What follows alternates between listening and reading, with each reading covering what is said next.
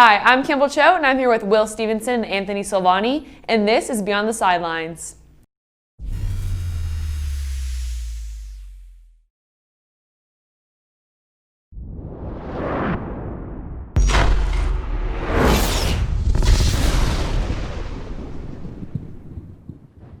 Eagles fired Doug Peterson just after 3 years after the Super Bowl win. What do you guys think? I think it's a good move. I mean, he's had a losing season. He barely made the playoffs last year, and he lost the locker room with not playing to the quarterback's strengths. I mean, you pay a guy $130 million with $110 in guarantees, and then you don't play to his strengths, and you expect him to just be able to drop back in the pocket when he's a get outside the pocket, try to move around kind of guy. Yeah, but I think the bad decisions by Carson Wentz are the bad decisions also made by Howie Roseman, not getting him weapons. Keep going. What happened? Keep going. And they're not getting him weapons. You know, they draft Jalen Hurts in the second round instead of a receiver. They draft Jalen Reagor over Justin Jefferson, who turned out to be the best receiver in the class so far. It's just Howie Roseman put Carson Wentz in that situation and put Doug Peterson and have to bench him to make a statement. I think it's also Doug Peterson's fault because he hasn't used his the pieces Howie Roseman has drafted to him. J.J. Arcega-Whiteside, drafted in the second round over DK Metcalf, has 280 career yards, and if you used him more, I bet he would probably be able to put up a 700 to 900 yard season instead of over a 2 or 3 year career only having 250 total yards. DK Metcalf was taken in the same draft right before him and has more yards at the Philadelphia Eagles Stadium than J.J. Arcega-Whiteside does in his whole career, and I attribute that fail to Doug Peterson. Well, that's also due to the fact that J.J. Arcega-Whiteside is always inactive whenever they play. But they need to draft better. Howie Roseman, I think, should have been fired before Doug Peterson. I think it's just a horrible mistake that you're moving on too fast in the NFL. I think it's just because the NFL is a more "what have you done for me recently" type of gig, and he hasn't done anything recently. So. But I mean, look at the other coaches in the NFL. Sean McVay, he led the Rams to the Super Bowl, and then they missed the playoffs the next 2 years, and they just didn't move on from him because they know how good of a head coach he is. I think Doug Peterson is still a very good head coach. It's just the Eagles. I do too. He just lost the locker room. None of the players have respect for him. I think it's a mistake for the Eagles organization. If you can hire Eric Bieniemy as your new head coach, then I can see where it's coming from. But other than that, I don't think it's a good move. I don't think that they're going after Eric Bieniemy. I think they're going after Lincoln Riley. Adam Gase to the Eagles. God, please no. All right, next up, Browns win first playoff game since 1994. What do you guys think about that? Very excited for it. I mean, no one expected them to go out and beat down on Pittsburgh, and then within 15 minutes they were 28-0. It comes down to the defense. You know, them not having Kevin Stefanski there kind of gave them a fuel to try and go into that game, and that's what they did. The first play of the game was a touchdown for Cleveland when Pittsburgh had the ball. It's just domination that they showed in the first quarter that won them the game. Yeah, I think that the domination in the first quarter definitely helped, and I think it's really good for the city of Cleveland after being really, really awful at sports for a really long time. After getting their first basketball championship in however many years in 2016, to now having a team that's probably going to win a Super Bowl in the next 3 years. I can agree with that, but again, 52 years since their last playoff road win, 24, 26 years since their last playoff win. They just let out the anger that they've been the joke of the NFL against Pittsburgh, who was 11-0 at one point. Yeah, and I think that, honestly, the Browns are way better without Odell Beckham Jr., and I think that that's the reason they're making the playoffs is because they don't have him. Because when he's on the field, Baker is trying to force him the ball, and doesn't always work, and that's why they lose games. So if you move on from Odell, this team is a perennial playoff contender. Yeah, I think Jarvis Landry is the true number one receiver there. Peoples-Jones is the number two, even Rashad Higgins. But again, yeah, without Odell, they open up the playbook. Give Baker Mayfield more options, get his tight end more involved. They have two arguably top 15, top 10 tight ends in Austin Hooper and David Njoku. That offense is getting loaded. Again, without Odell Beckham, it just makes them more successful. Yes. Alabama wins national championship 52-24, beating Ohio State. What do you guys think about that one? I wanted Ohio State to win so bad, but then Justin Fields' ribs caught up to him. He took a monster hit in the first quarter, and after that, he just didn't play the same. And his ribs did not like it. And I thought it was a really, really good game through the first half, but then Bama just started to pull away at the end. Yeah, Bama turned into Bama. Devontae Smith, turned into the Heisman winner that we all know. 3 touchdowns in the first half, 215 yards, outgaining Ohio State in the first half. It's just when you have that receiver that can make the plays, make the game-changing plays, you're going to win a national championship. And Nick Saban, one of the greatest head coaches in college football history. I mean, you can't beat him at his game. Yeah, and I think Mac Jones' stock went up a little bit in that game as far as draft stock goes, but I still think that the highest he should go is the mid-second round. I think that he's probably going to go higher. I just think that from a talent perspective, I don't see him succeeding if he goes, I don't see him as a first-round talent. I mean, I do. He's the 5th best quarterback on my board, obviously behind those front 4 that everyone knows. And he's one of those guys that when he came into the season, everyone kind of doubted him, saying, well, Alabama's not going to be as good because Mac Jones is unproven. But then this year he went out and finished 3rd in the Heisman race. I think he'll be a star in the NFL, especially if Bill Belichick can draft him. Bill Belichick can develop him and turn him into one of the all-time greats. That's a stretch. All-time greats is very, very big company. You're going to try to put him in the company with Peyton Manning, Brett Favre, Joe Montana, and that's a company that's very exclusive to get into. I'm cautious even to put Drew Brees there at the moment.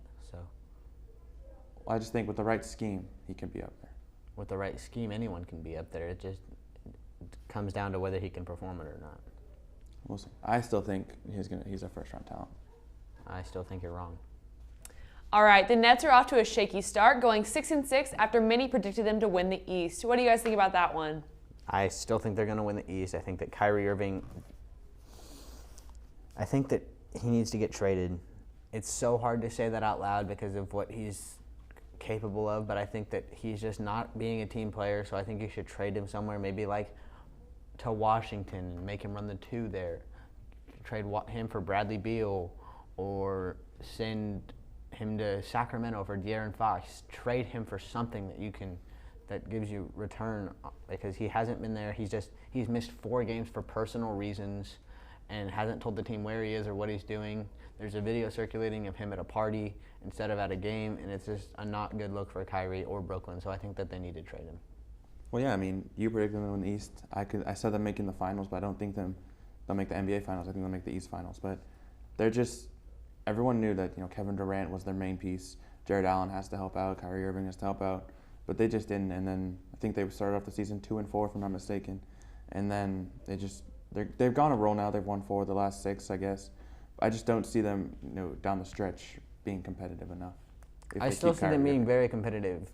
I think that Kyrie Irving, when he's playing, is a top 5 point guard in the NBA without a shadow of a doubt. I think he's worth the money that he's getting paid. He just needs to be able to show up to games and be a team player. And if he's going to be successful on a team, he needs to be the best player on that team. Kind of like Russell Westbrook. If he gets traded to like Sacramento, as I said before, he'd be the best player on that team. He could handle the ball. He could do whatever he wanted with it. Just like Russell Westbrook in OKC, he was a ball hog, and he put up the numbers. So I think that if the Nets want to succeed, they have to trade Kyrie Irving.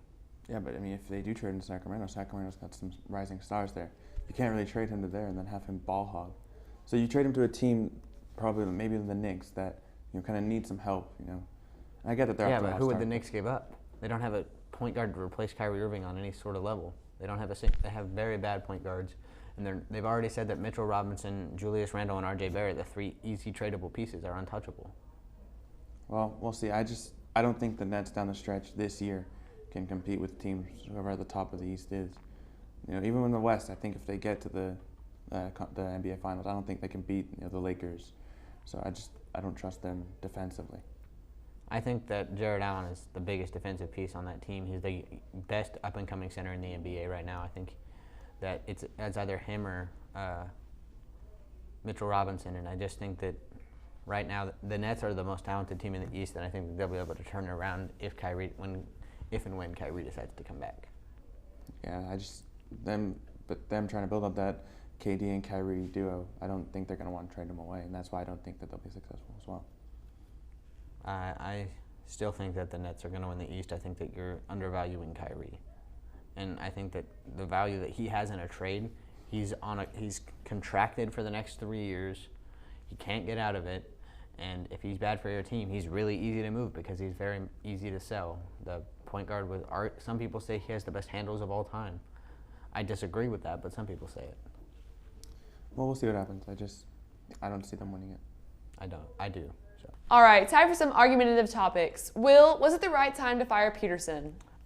Absolutely. You can't be an NFL head coach and not have the respect or trust of your players, and by benching Carson Wentz, you lost the trust of your players. By calling bad plays for him, you lost the trust of your players. By not playing your young players, you lost the trust of your players. He lost that locker room, and the players don't respect him anymore. A bunch of people have said that he has started to just be distant from the team and act like he's the one in charge, and he doesn't take players' input into account. So I think that it was the perfect time for him to go. I understand that he won the Super Bowl 3 years ago. I love him for that. He'll always be the coach that brought the first Super Bowl to Philadelphia, but he hasn't done anything recently for the Eagles. He's won them 2 NFC East titles. I mean, if you get to the playoffs, you're a good guy coach. I don't think it was the right time. The only reason he lost the locker room is because he played Nate Sudfeld over Jalen Hurts whenever Hurts, was kind of starting to be that franchise guy. And then benching Carson Wentz is obviously another bad decision. But that's the only thing I can see in the last 4 years that he's done wrong. He gave Alshon Jeffrey a big extension. He kept playing Carson Wentz and trying to make him do things that he's not comfortable with. He hasn't been able to use the run game. He hasn't been able to use young players to their fullest potential. He just hasn't been able to do anything overall, and I think that this season proved that, and he hasn't been able to fight through adversity. You saw the year he won the Super Bowl. I understand that he lost Carson Wentz, but that's about all that he lost that year.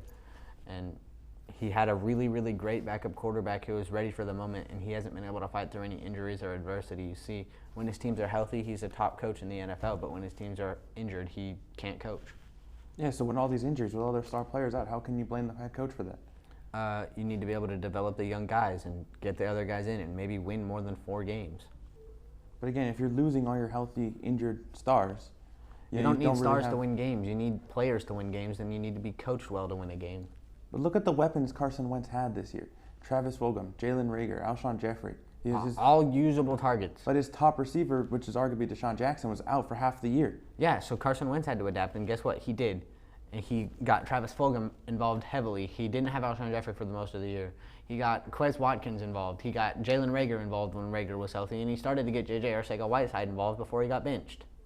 I just don't think it's the right move. And going back to the run game, their run game, Miles Sanders is getting to be one of the best in the NFL. He can break a big run. Doug Peterson's been running a pass-heavy offense. He hasn't been able to give Miles Sanders the opportunities, and when he does, Miles Sanders always proves Doug Peterson that he's ready to get more opportunities rushing the ball. Well, then what head coach is going to come into Philadelphia and start running the ball in a pass-heavy league? I don't know. Maybe Lincoln Riley could use Miles Sanders better than Doug Peterson, throw to him out of the backfield, maybe do flea flicker passes with him. I just think that Miles Sanders needs to be utilized more. Lincoln Riley is more of a pass-heavy coach. Yes, he's more of a pass-heavy coach, but you can throw to the running back. Eric Bieniemy from Kansas City, he could throw to the running back out of the backfield. You see what Patrick Mahomes does with Clyde Edwards-Helaire and all of his other running backs that he has down there. I just think that it was the right move for Peterson to go because of he lost the locker room. His offense hasn't been performing as an offensive-minded coach, and his defense was carried by Jim Schwartz, and that's what all the players can say. I don't think it was the right time. I get that he lost the locker room at the end of the season, but then you have to build up that trust again. Maybe this new head coach doesn't regain the locker room's trust. I think that's exactly where you're wrong. Once you lose a locker room as bad as he did by the benching of Carson Wentz, the bad play calling, the bad decision making, and all that, all of it compiled together, that's a relationship that's almost unable. You can almost never get that back. Well, Carson Wentz happened to be one of the worst quarterbacks in the NFL this year because he kept with the bad decisions. Because he kept getting sacked because the O-line wasn't good because no one was coaching the O-line. Well, then, if Carson Wentz is having to force the ball and throw 16 interceptions in his first 8 games, what other move do you have besides to bench the guy? I don't know. Play through it. Play through adversity. Let him develop. He's getting paid $130 million starting next year. He's getting $30 million a year. That was our biggest mistake, signing him to that contract, because now you can't move him. And that's exactly why you need to get a quarterback or a coach that can play to his strengths. So not Doug Peterson. Get someone that'll move him outside the pocket. Get someone that'll use him on a QB run. Well, so I don't think it was the right time. Again, he won Super Bowl 3 years ago. He won the NFC East last year. He contended. He made the playoffs the year before that. I don't think it's the right time. You make a playoffs 3 years in a row, and then you go 4-11-1, and you're fired. Yes, it does make sense. It means that you saw that in those years that he made the playoffs, his team was most of the way healthy. In this 1 year that his team is bad, he cannot win any games, even though he has some of his players still intact. Fletcher Cox only missed 1 game, and it was the last game of the season because he sat it out, because there was nothing to play for. Well, with the weapons that he has, I don't think that's on Doug Peterson. Doug Peterson's not the one making the final call on the draft picks. How can you help him Carson Wentz whenever Howie Roseman is taking Jalen Reagor over Jefferson, taking Jalen Hurts over Denzel Mims? Do I agree with the picks? No, but did they end up working? Yes, we got 4 good games out of Jalen Hurts. Jalen Reagor fit our system way better than Justin Jefferson would. He was a deep threat, and that's what we needed because Deshaun Jackson is 36 and old. And then we kept Alshon Jeffrey, who's our deep Moss type threat. We got Travis Fulgham, who can be our short to intermediate route threat. And I just think that you're undervaluing Howie Roseman in the draft. Yes, he makes awful decisions and does not value talent the way that everyone should. But looking back on it, we did need a backup quarterback. Nate Sudfeld is atrociously bad.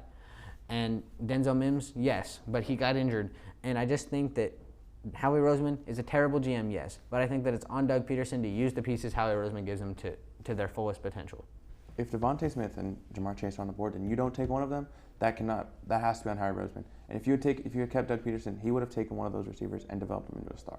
I think that regardless of who the head coach is, they're going to take one of those receivers and develop him into a star. I just think that Peterson would have been more suitable for it. And I think you're wrong because you've used the same 4 arguments over and over again. All right, Anthony, would you rather have Devontae Smith or Jamar Chase? I'd rather have Devontae Smith. His route running is incredible. He catches almost everything that comes his way. He had 12 catches in the first half out of 13 targets. He's just that electric play guy that you can have down the field. So I think with his route running, his speed, his ability, it's unmatched. I'd rather have Jamar Chase. He sat out this year so he could prepare for the draft, but last year if he would have been eligible, he would have been the first receiver off the board by a long shot.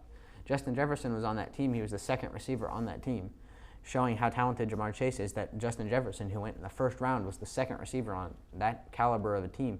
And now that he sat out and didn't have to play through that poor LSU season that was this year, his draft stock is still the same as it was when LSU won the national championship. His speed over the top is amazing. His route running is amazing. Everything about him is amazing.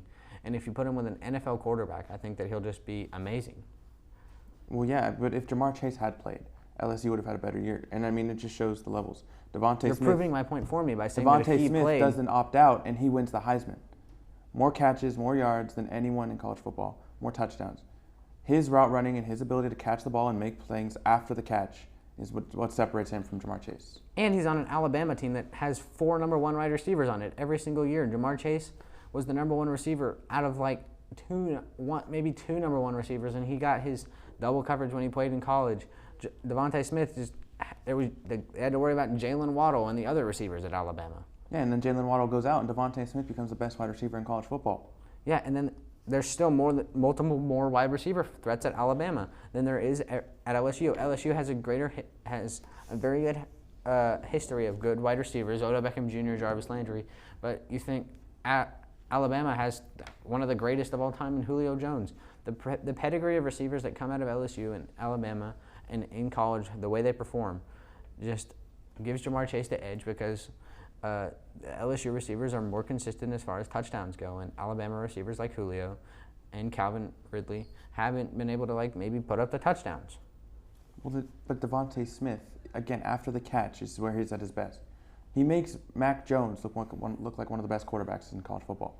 And no one knew who Mac Jones was before this season. Devontae Smith just made the plays. He could get open whenever Shaun Wade was covering him without any hesitation. I mean, the only corner I can see stopping him is probably Jalen Ramsey because of how good he is. I just don't think anyone can stay with him. I think that his size has to be taken into account as far when it comes to the NFL. You can play as a skinny dude in college like he does, but you can't do that in the NFL. He has to put some muscle on, and Jamar Chase was already NFL built when he was at LSU. You cannot be he has all the right tools, just not the size, and Jamar Chase has the tools that Devontae Smith has, but better and the size. So that's why I take Jamar Chase over Devontae Smith. I can see where you're coming from with that, but Devontae Smith also plays up to the corner he's playing. Shaun Wade was massive compared to him, and he torched him. I think in the red zone, he can go up and catch the ball whenever you need him to. I just think he's too reliable guy that can catch everything more than Jamar Chase can. I think that they're both great receivers, don't get me wrong, but I just think that Jamar Chase has the edge because he was part of that historic Joe Burrow season, and he was Joe Burrow's number 1 option that year. Well, Devontae Smith was part of this historic Alabama team, and he was the only option that they had. Waddle goes out first 4 games, and he's the guy that stepped up. Yeah, but then there's the other Alabama receivers that you're just forgetting about. I don't know any of their names, but they're still good enough to go to Alabama. Because of Devontae Smith's big playability, that's why I would take over Jamar Chase. And because of Jamar Chase's consistency and big playability, that's why I take him over Devontae Smith.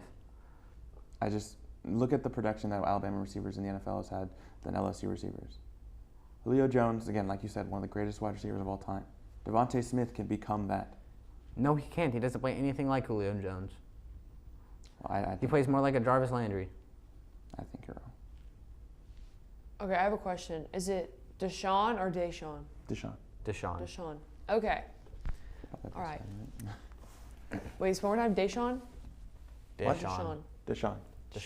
All right. Will Deshaun Watson get traded, and if so, to which team? Will, what do you think? I think Deshaun Watson, do I think he will get traded? Likely not. But should he get traded? Yes. And where should he be traded, might you ask?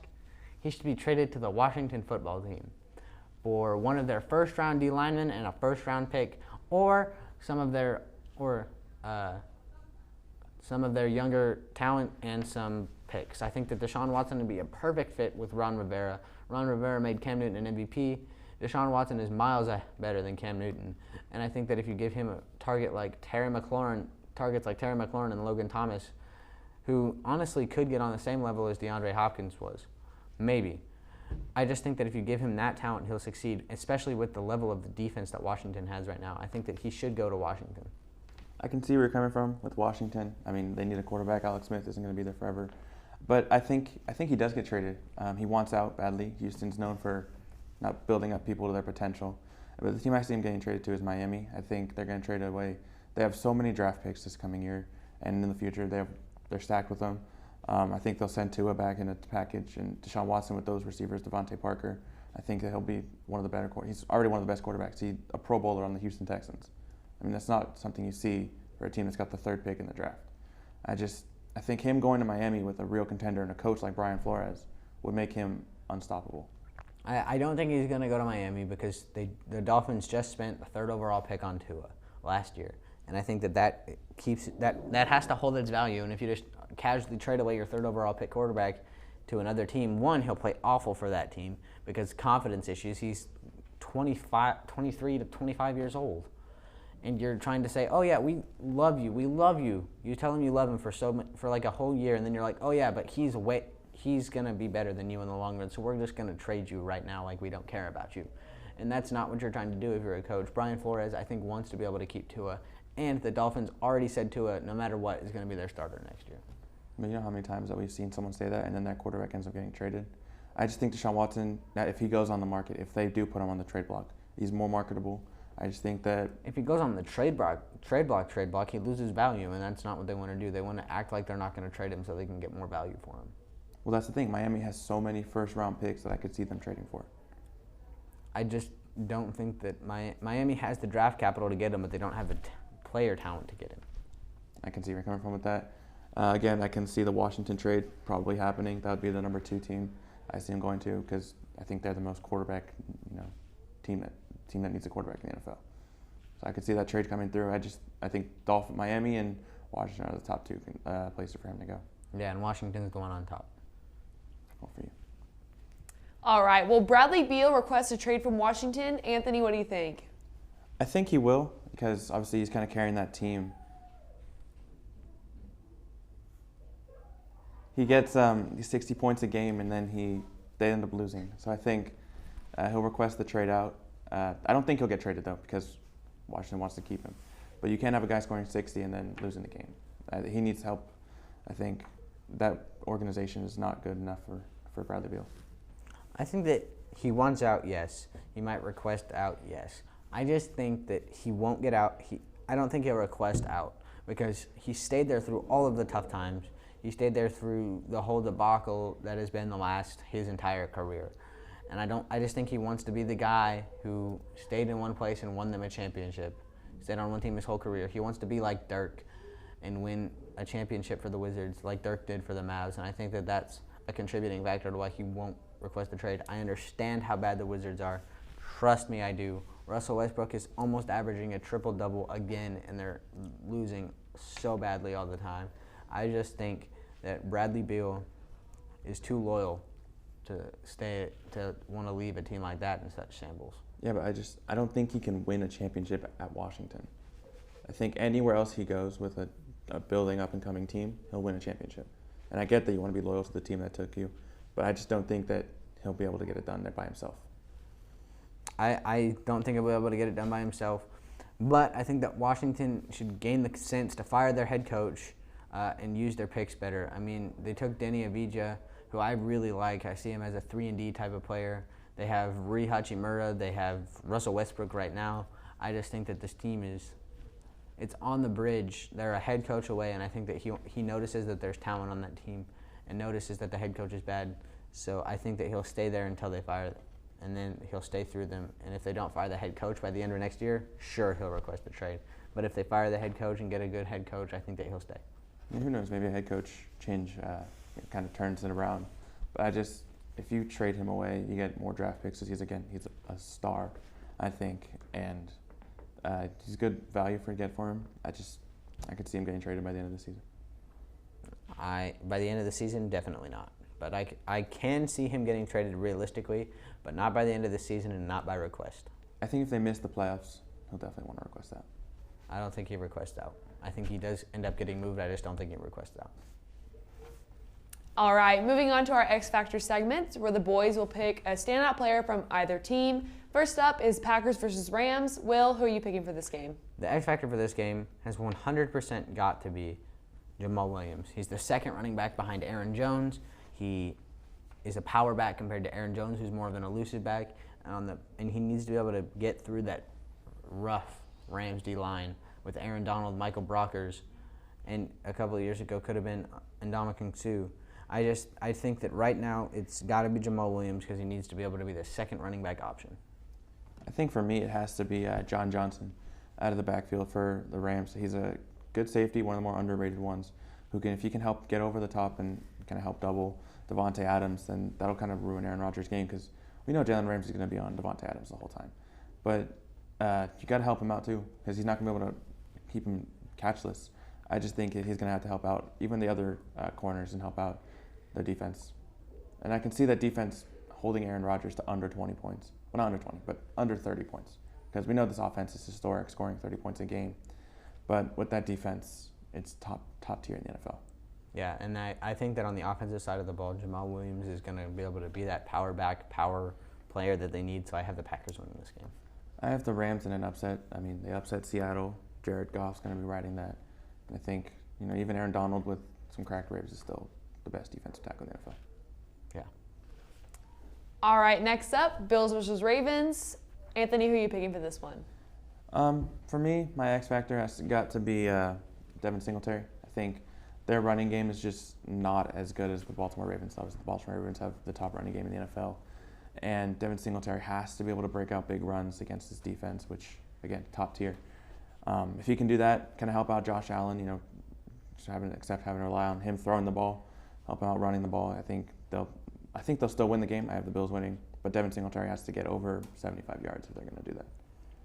I think that it's got to be either Cole Beasley or John Brown, the number 2, number 3 receiver on that team, because the Ravens have such a stacked defense with Marlon Humphrey and Marcus Peters as their top 2 corners, and both of those guys can lock down anyone, and whoever ends up being the third receiver on that team, on the Bills this Sunday, is just going to have to be able to get open on such elite corners, and I think that that'll be the biggest contributing factor to who wins or loses this game. It's the Bills receivers on the top-tier defense. I have the Bills winning this game because of Cole Beasley or Dawson Knox performance. Well, that's the thing. I have the Bills winning, but again, we're most likely going to see Marlon Humphrey on Diggs and Marcus Peters on Beasley. And then that third wide receiver for me is Gabriel Davis. He had a couple big catches against Indianapolis to keep their drives alive. So I think he's going to be that third receiver. And then the fourth one has to be Devin Singletary out of the backfield. So that's why he's my X factor for this game. Yeah, I still think it's got to be Cole Beasley, but we both agree on the Bills winning. It'll be one of the best games we'll see. Okay, Chiefs versus Browns. Will, who are you picking for this game? The X factor for this game has 100% got to be Baker Mayfield. We've seen it. We saw him play good against the Steelers, yeah, but will he be able to keep up with Patrick Mahomes at all? I don't think he will, but if Baker Mayfield plays well, it'll be a very close game, and I could see the Browns maybe winning if he goes out of his mind. But anything less than completely out of his mind, I don't see Baker Mayfield or the Browns winning this game, and I have the Chiefs winning this game. My X factor for this one has to be the Browns secondary, because obviously they have a tough ask trying to slow down those Chiefs receivers, and again, Travis Kelce out of the tight end position. So if they can kind of lock them down they're not going to, but if they can try and lock them down, keep Tyreek Hill under 100 yards receiving, then I think they have a chance. And like you said, though, Baker Mayfield has to have a perfect game. And I have the Browns pulling off an upset. I think they're fueled. Again, like I said earlier, they're being called the joke of the NFL. I think they're going to try and shut everyone up and beat the Chiefs. I think I have an upset this one. I definitely still have the Chiefs winning. So. All right, Saints versus Bucks. Anthony, who's your X factor for this game? My X factor for this one has to be Emmanuel Sanders. I think with Michael Thomas coming back, it gave Drew Brees the kind of help that he needed, but all the focus will be on him, and Emmanuel Sanders is that second read. I think that he has good route running, and he'll get open, get down the field, especially in the red zone. I think he'll be the big target for Drew Brees. I have the Saints winning this one, but I think Emmanuel Sanders has a big day. The X factor has got to be Tom Brady. We've seen the Bucs play the Saints 2 times this year, and Tom Brady has had his worst 2 performances with a 2 touchdown to 5 interception ratio against the Saints this season. And I think that if he needs to turn on playoff Tom Brady mode, and he needs one of his receivers to turn off playoff either Julian Edelman or Danny Amendola mode for the Bucs to have a chance in this game, I have the Bucs pulling off the upset on the Saints because I think Mike Evans or Antonio Brown just decides to go complete Julian Edelman and Danny Amendola. I think it'll be way closer than that second meeting. It won't be a 38-3 win, but I have the Saints winning this one, maybe in overtime. Maybe. I still think that it's going to be the Bucs, though. All right, moving on to NBA game picks. First up is Magic versus Celtics. Anthony, who are you picking for this game? Give me the Celtics. I think Jason Tatum's been that star in Boston, so I have the Celtics beating Orlando, who been off to a good start this season, but I don't see them keeping it going. So give me Boston. I would also like to take Boston. I mean, the Magic lost Markelle Fultz for the year. Aaron Gordon's their number 1 option at the moment. I think that Cole Anthony might develop into a potential Rookie of the Year candidate, but I have the Celtics winning this game just because of sheer star power. All right, moving on to Knicks versus Cavs. Will, who's your pick for this game? It's got to be the Knicks. I think that team is – Julius Randle's finally showing why he got that big contract. Mitchell Robinson is finally catching up his defense with his scoring. His scoring with his defense, and I think that R.J. Barrett has been able to put up numbers. R.J. Barrett just needs to be more efficient, and I think that he will be efficient. But I think that Okoro might lock him down as well. But I still have the Knicks winning this game. Yeah, I have the Knicks winning too. I think R.J. Barrett has to be the X factor in this one. The Knicks are going off to a hot start, and I think they're going to keep that going for a bit. Probably not the rest of the season because it's still the Knicks, but I have them beating a very bad Cleveland team. Yeah. Next game, Grizzlies versus Wolves. Anthony, who are you picking for this game? This is a tough one, but give me the Timberwolves. I think they're going to have a good performance against the Grizzlies. I haven't really paid much attention to these teams, but I think it'll be close, but give me the Timberwolves. I think that you're very wrong. I think it's going to be the Grizzlies 100%. The Timberwolves have the talent. They have almost all the stuff they need. They just don't have a coach at all, and I think that the Grizzlies have shown that they can all work together. Kat and D'Angelo Russell had like 2 weeks together before the season got canceled and before All-Star break happened and whatnot. And I think that Anthony Edwards is honestly not that scoring option everyone thought he was going to be. And I think that the Grizzlies are going to destroy the Timberwolves. Well, in this day and age, any upset can happen. This is my upset. Next game, Wizards versus Pistons. Will, who do you have for this game? The Pistons, just because of how sheerly bad, how atrocious the Wizards are. They have 2 of the best players in the NBA and have won 2 games. I rest my case. Give me the Wizards. I think that they're finally going to be able to put up a win whenever Bradley Beal goes off. So I think they're going to upset the Pistons. Give me the Washington Wizards. That is honestly one of the most not smartest things you've ever said. Okay, so watch Washington win this game, and then you won't. Washington doesn't have a center right now. Thomas Bryant is out for the year. They gave him the $4.5 million and said, "You're injured. Goodbye." And I think that the coaching on that team and the defense on that team is so atrociously bad that even a team like the Pistons can put up 120 points on them. Just give me Washington, and we'll have a different conversation when this game's over. When the Pistons win, yeah. No, I don't think so. Okay, next game, Pelicans versus Lakers. Anthony, who's your pick for this game? Close game. Give me the Lakers, though. I think LeBron and AD are just going to keep doing what they do, go off. Give me the Pelicans. It's a Lonzo B.I. revenge game against the team that traded them away. And then also it's a revenge game for Anthony Davis, but I think that Lonzo and B.I. overpowered them in a very close game. It's going to come down to the last shot. This is going to be a very good game. Yeah. I can see this one. Stop. And next game, Warriors versus Suns. Will, who's your pick for this game? I think it's going to be the Suns.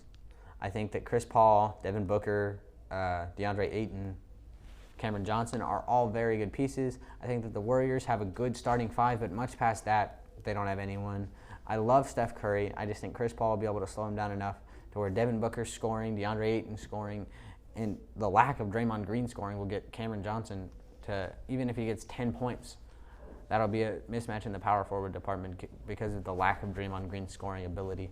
I think that the Suns are going to just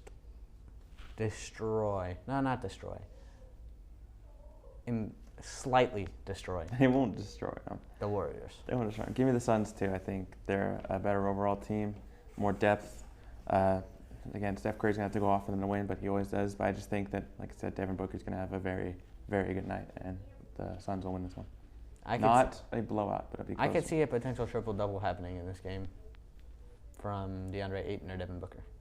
Yeah, we'll see. I don't think it'll be a blowout like you will, but I think the Suns have it. Next game, Bulls versus Thunder. Anthony, who are you picking for this game? Give me the Bulls. I think they've had a decent start to the season. I'm not really sure. I don't pay attention to them. But I just think that they're better than Oklahoma City. So I think the Bulls will win this one. I also want the Bulls, but I have a good reason why I want the Bulls. I think that Zach LaVine is going to go off. I think that the matchup between Zach LaVine and Shai Gilgeous-Alexander is going to be fun.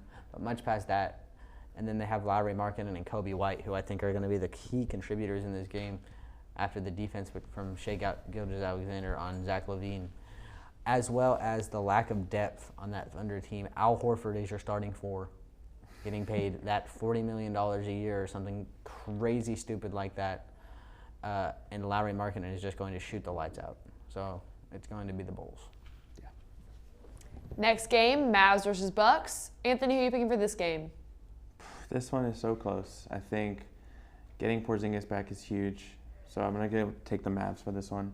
Luka and Porzingis, that duo has kind of been unstoppable whenever on the court at the same time.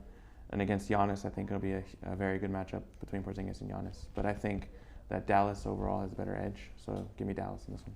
I have Dallas. I think that they're a way better built team. I think that Willie Cauley-Stein, they got him in the middle of last year, didn't play him much, and then realized, oh, you're actually really good and 7 feet tall.